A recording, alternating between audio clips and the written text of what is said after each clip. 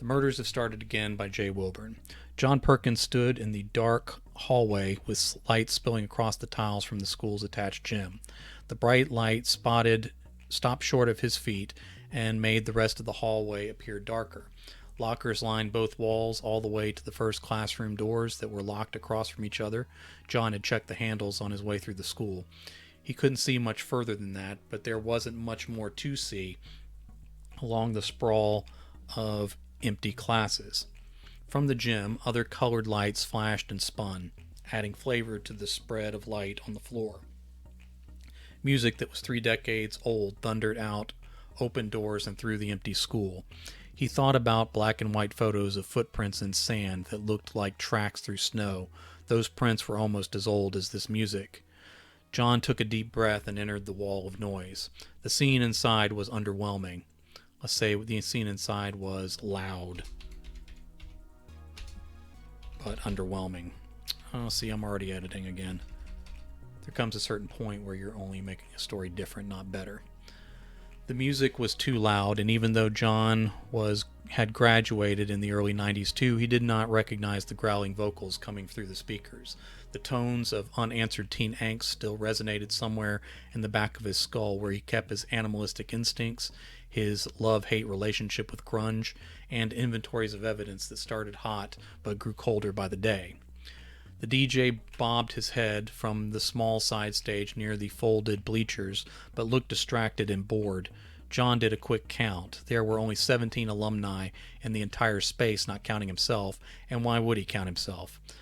That should have been all of them. He knew all their names and was keeping tabs on them.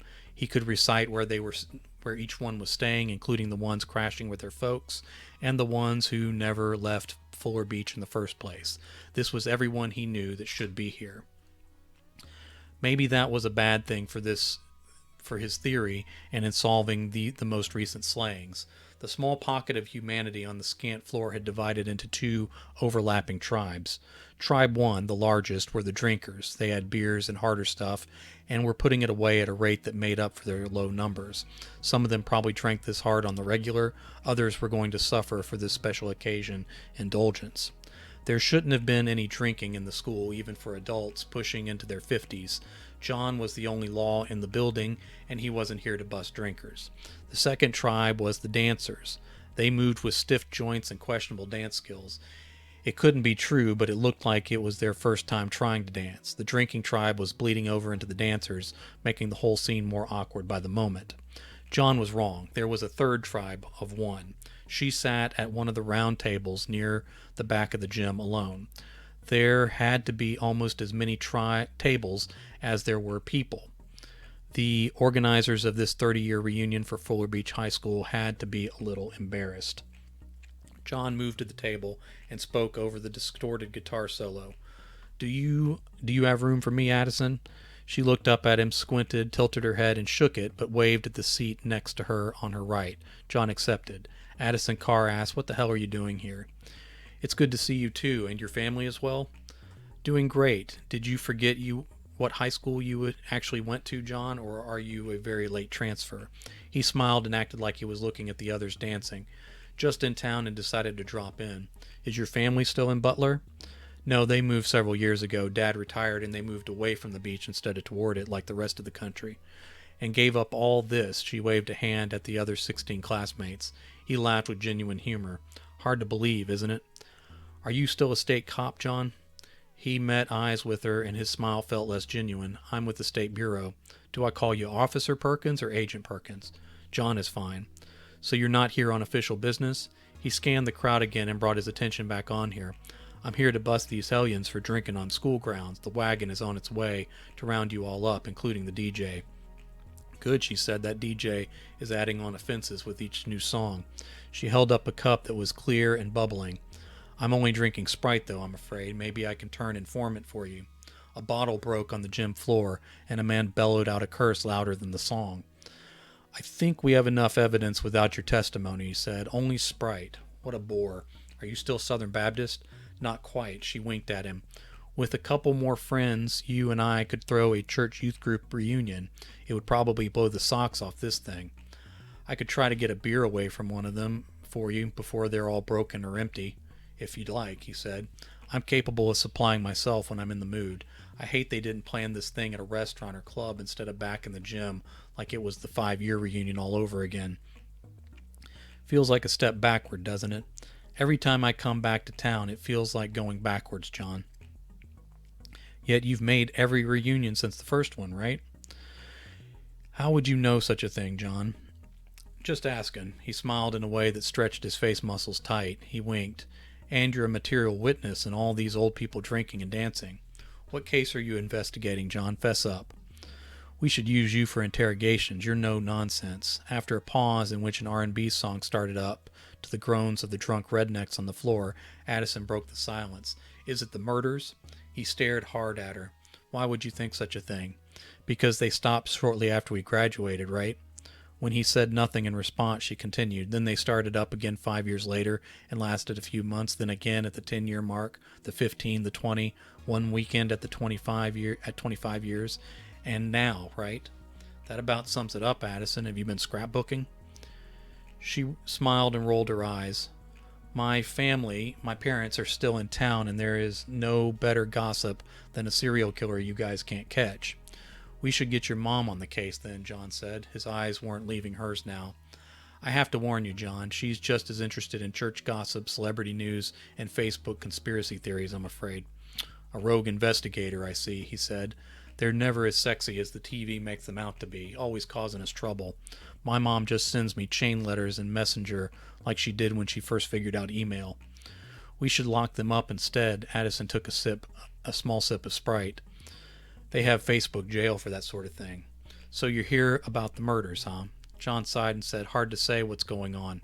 Can't be too hard. You found yourself in a room with a dozen or so people who are only here every 5 years, right? Tell me more. He leaned on the table. She narrowed her eyes. How do you know that it's not just unrelated killings? You know how this town is with the tourists, seasonal workers, and runaways. The per capita murder rate here is higher than the big cities. More than a few local serial killers are sitting in Robert G. Huck's detention, not far from where we sit right now. Is that a fact, Addison? The per capita murders, I mean. She shrugged and said, according to my mom, all these true crime Netflix shows have her trained as a near expert at this point. She still calls Robert G. Huck's detention center the Grinder. How long has it been since it was Grinder State Prison? All right, I need a question mark there. Looks like my final draft was not typo-free. John showed his teeth before he licked his lips and pulled his mouth into a line again. It changed names in the mid-'80s, and she's not wrong. There are some distinctions to these killings that set them apart, though, more than just the intervals between. The scalping, she said, and the drawings in blood.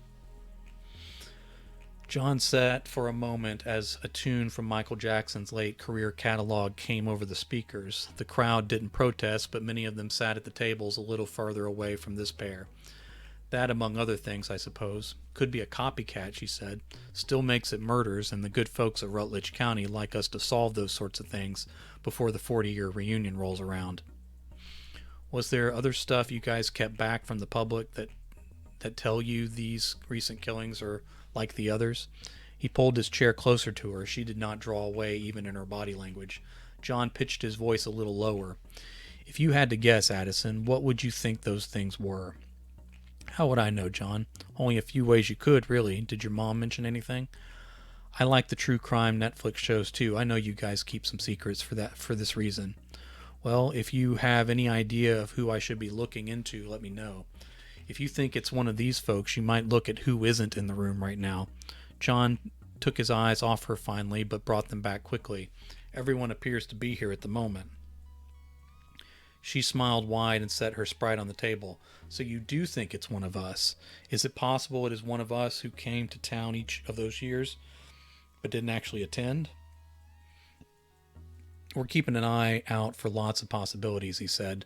There are only so many folks who attend every reunion, especially now that we are down to this few.